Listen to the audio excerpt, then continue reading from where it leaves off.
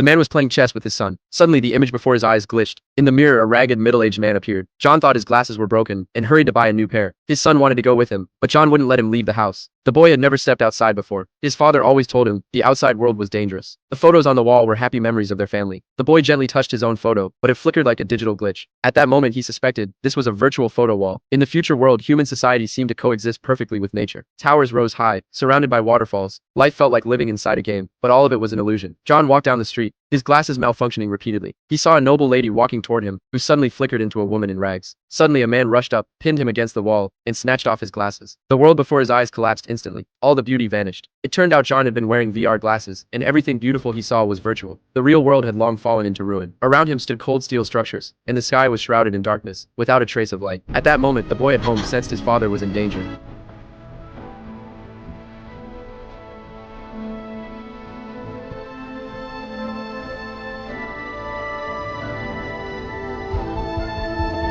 And ran out despite the warning. The children downstairs saw him and ran away in fear.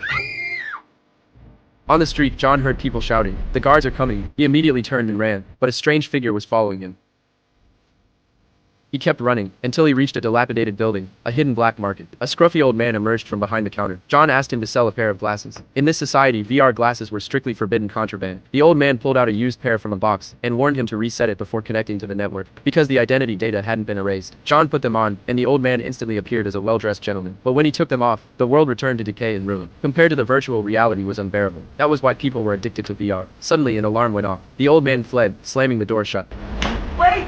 John was trapped outside, then caught and pinned down by two guards. They were about to take him away, when a childlike voice called out.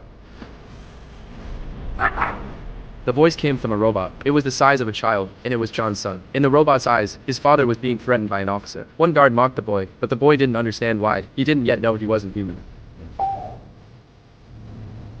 Until that moment, the robot's chip was damaged, and in the reflection of a puddle, he saw his true form. He finally understood. He was only a robot. Memories surged back like a tide. He had been built by his father, a replacement for the son who had died long ago. Anger and sorrow intertwined, and the robot entered combat mode. With a furious roar, he scared the officers away, sending them fleeing in panic. Then his system calmed down. John put his glasses back on, and the boy softly called. Then turned and walked away. John returned to the red room. That was their real home. The boy held a photo and cried quietly behind the screen.